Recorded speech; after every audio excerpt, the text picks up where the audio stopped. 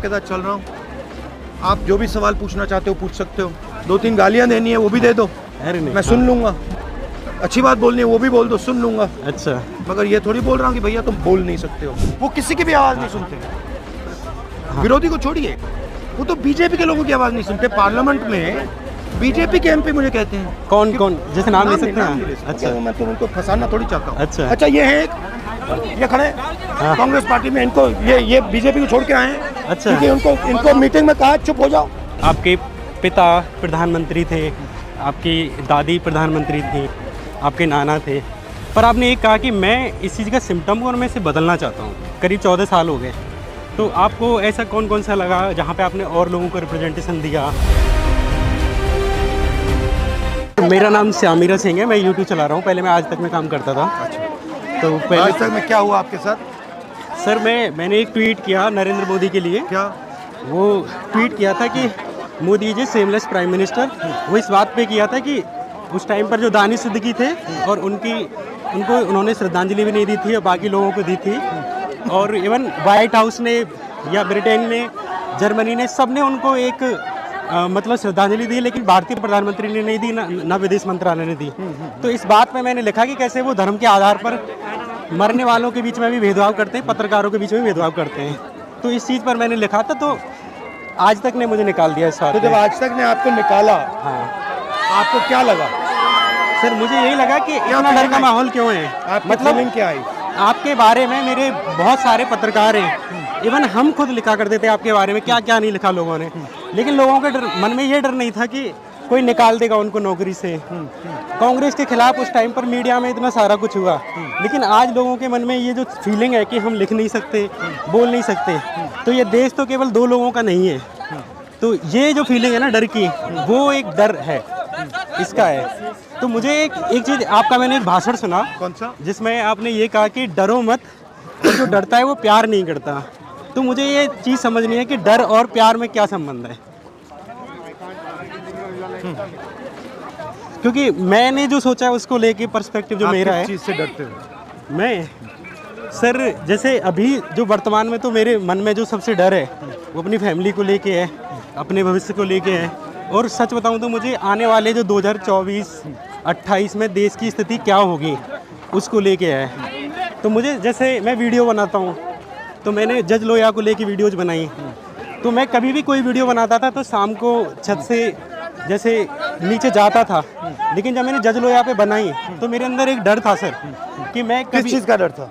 डर था सर, सरकार का डर था। सरकार का डर था? बिल्कुल डर है। आपको क्या लग रहा था सरकार क्या कर सकती है, मैक्सिमम क्या कर देगी, ज़्यादा से ज़्यादा क्या कर देगी? ज़्यादा से ज़्यादा सर जेल डाल देगी, और क्या करेगी, ज़्यादा ज़्यादा मार देगी, ज़्यादा जान से मार देगी। हाँ नहीं, मैंने सर आपके नहीं, हाँ, ज़्यादा से ज़्यादा मार देगी ना जान से। हाँ हाँ, तो आपको इनडायरेक्टली डर मौत का ही था। बिल्कुल। जब आपको किसी ने कहा हाँ, कि देखो, जब आपको आज तक के लोगों ने कहा कि देखो हम तुम्हें निकाल रहे हैं, हाँ, तो ऊपरी जो डर था, ऊपर का, वो था कि ये मुझे फायर कर रहे हैं। हाँ, बिल्कुल। मगर जो गहरा डर था कि अगर मुझे पैसा नहीं मिलेगा, हाँ हाँ, तो चलेगा, मैं भूखा मर जाऊंगा, हाँ। मैं अपने परिवार की मदद नहीं कर पाऊंगा, बिल्कुल, वो बिल्कुल। मर जाएंगे। एंड रिजल्ट वही है। डर का काउंटर कैसे होता है? डर को काटता क्या है? हाँ बताइए। डर को प्यार काटता है। अच्छा, ठीक है। हाँ, जिसमें दूसरों के लिए प्यार होता है, हाँ, जिसमें अपने लिए प्यार होता है। मान लीजिए आप हैं और आप सिर्फ दूसरों से प्यार करते हो, अपने आप की आपकी कोई फीलिंग है ही नहीं, आप डर सकते हो? नहीं, मतलब जैसे तो जितना आप अपने ऊपर आक्रमण करोगे, उतना आपका डर कम होगा। मैं आपके बारे में जानना चाहता हूँ कि जैसे मैंने अभी राजीव जी के बारे में किताब पढ़ रहा था, तो उसमें एक आर कार्तिकेयन नाम के सीबीआई अधिकारी हैं, जिन्होंने एक राजीव जी ने उनसे कहा और तमिलनाडु के सीएम से कहा कि मैं रैली में या वैसे पूरे शहर में एक खुली जीप में घूमना चाहता हूँ और बिना पुलिस के घूमना चाहता हूँ। और जिस दिन ये उनकी राजीव जी की हत्या भी की गई, उस दिन जो लड़की थी उस लड़की को भी पुलिस वालों ने रोका था, लेकिन राजीव जी ने उसको हटाया कि नहीं आने दो। तो इतने सारे एग्जाम्पल आपके सामने रहे। और मैं एक इंदिरा जी का भी लेता हूँ कि इंदिरा जी की डेथ से 2 दिन पहले वो उड़ीसा थी। शिव जी की फिलॉसफी जानते हो आप? जीते हुए मर जाओ, मतलब जीते हुए मौत को एक्सेप्ट कर लो। जो जीते हुए मौत को एक्सेप्ट कर लेता है वो डरता नहीं है, और जो डरता नहीं है वो प्यार करता है। जैसे सिंपल सी बात है। अच्छा, तो आपको मतलब बीते 8 सालों में, जैसे आपको अभी ईडी ने समन किया आपके परिवार को, तो बहुत लोगों में ये फियर था कि अब कांग्रेस जो है, ये जो सत्ताधारी पार्टी है, संसार मुझे सिखाता है, हाँ, संसार के सब फोर्सेस आप अभी मुझे सिखा रहे हो, ये मुझे अभी सिखा रहे हैं। नरेंद्र मोदी जी, आरएसएस, नफरत, इन सब चीज़ों से मैं सीखता हूँ। ईडी ज़्यादा से ज़्यादा क्या करेंगे? सबसे ज़्यादा मार देंगे, ठीक है मार दो, उसके बाद ठीक है जेल डाल दें, डाल दो, क्या प्रॉब्लम है? बिल्कुल। वैसे मैं यहाँ भी सीख रहा हूँ, हाँ, वहाँ भी सीखूंगा। जैसे मैंने कई वीडियो देखे, तो जैसे मटकी है या नारियल है और वो लोग आपको दे रहे हैं, तो जैसे राजीव जी को भी जो दिया गया वो चंदन की माला थी। तो मुझे जब ये पता चला कि मैं आपके साथ चलूँगा, तो मुझे अपने लिए डर लग रहा था, आपसे ज़्यादा, सही बता रहा हूँ, हाँ। कि मैं इतने, जैसे आप सिक्योरिटी को एकदम नजरअंदाज कर नहीं, देते हो, चले जाते हो। आपको डर लगना चाहिए, हाँ वही तो कह रहा हूँ मैं। मगर देखो मैं डर को मिटाने की बात नहीं कर रहा हूँ। डर गाइड होता है, उससे आप दोस्ती करो, उससे आप जो आपके अंदर डर है, हाँ, उसको आप अपना मित्र बनाओ, वो आपको रास्ता दिखाएगा। आँख बंद करके दूसरी ओर मत भागो। जैसे ही आप ये करना शुरू करोगे, आप में जो अहंकार है, नफरत है, सब गायब हो जाएगा। मैं आपको बता रहा हूँ, हाँ, हाँ। आपका कोई एग्जाम्पल रहा है ऐसा? मेरे दिल में आपकी ज़िंदगी का कोई ऐसा उदाहरण रहा हो? पूरी जिंदगी यही है, अच्छा, पूरी जिंदगी यही है। हाँ, अगर व्यक्ति देखे ठीक से, तो हर एक व्यक्ति की जिंदगी यही तो है। हाँ, हाँ। जैसे मैं एक और इसमें लेता हूँ, मान के चलिए कि आप मतलब कभी पावर में होते हैं, तो पत्रकारों को क्या एश्योरिटी देंगे? जैसे मैंने बताया आपको कि मैं जज लोया पे वीडियो बनाई, सोहराबुद्दीन पे बनाई, हिरेन पांड्या पे मैं बनाई, आपके साथ चल रहा हूँ, तो मुझे डर लगा। मैं आपके साथ चल रहा हूँ। हाँ, आप जो भी सवाल पूछना चाहते हो पूछ सकते हो। क्या ये आगे भी मैंने आपको रहेगा? ये तो नहीं बोला ना कि भैया देखो इधर आओगे तो मेरे बारे में ये और ये नहीं पूछ सकते। हाँ, ये तो मैंने नहीं बोला कहा गया। भैया हाँ, ब्लैंक स्लेट है, जो पूछना है पूछ लो, हाँ, हाँ, 2-3 गालियाँ देनी है वो भी दे दो, अरे नहीं, मैं सुन लूँगा, अच्छी बात बोलनी है वो भी बोल दो, सुन लूँगा।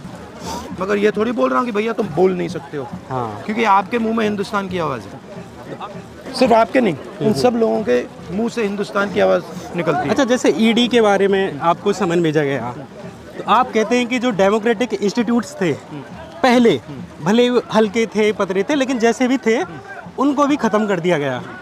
तो मेरा ये मन में एक बहुत बड़ी जिज्ञासा थी कि अगर आपकी सरकार आती है, आपके लोग आते हैं, तो ईडी सीबीआई को क्या आप स्वतंत्र करेंगे? ये कानून लेके आएंगे एक अलग से, ताकि बार बार जो सरकारें बार बार ईडी को दबाती हैं। मैं हाँ, आपको सिंपल तरीके से समझा देता हूँ। जो हिंदुस्तान के इंस्टीट्यूशंस हैं वो किसी एक व्यक्ति के या किसी संगठन के नहीं हैं, हाँ, हाँ, बिल्कुल, वो हिंदुस्तान की जनता के हैं। इसका मतलब उनका काम जनता के इंटरेस्ट की रक्षा करने का है। बिल्कुल, बिल्कुल। उनका काम किसी एक व्यक्ति को राजनीतिक फायदा पहुंचाना या किसी दूसरे व्यक्ति किसी संगठन को मदद करना नहीं है।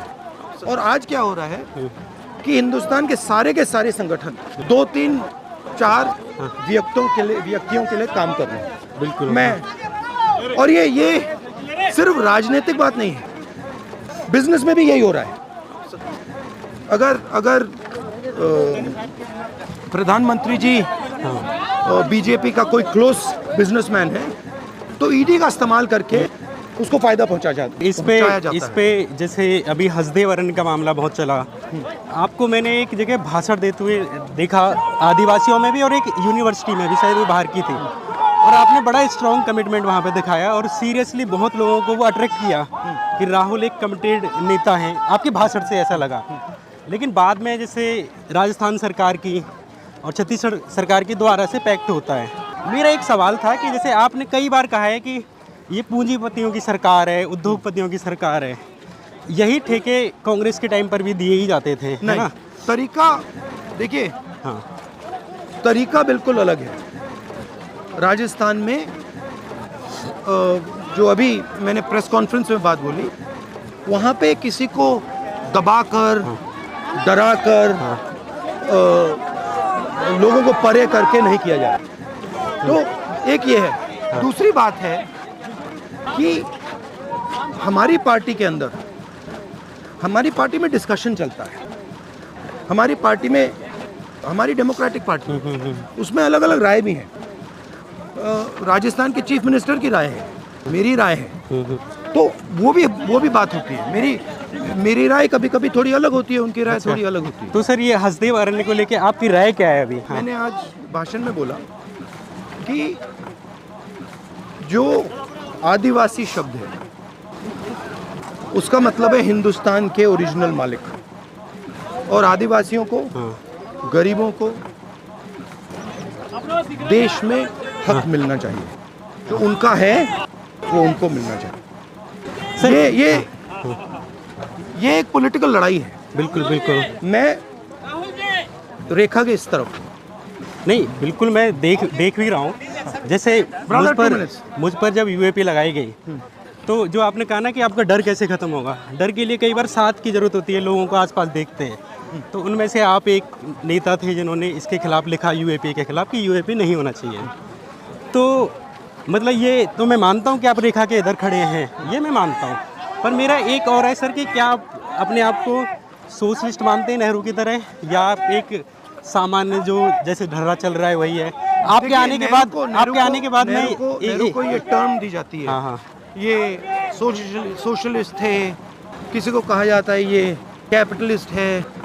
मेरा एक ही इंटरेस्ट है, हिंदुस्तान की जो जनता है उनका फायदा करना, हाँ, और हिंदुस्तान में शांति, भाईचारा और हार्मनी का एटमॉस्फेयर क्रिएट करना। हाँ। नहीं, मैं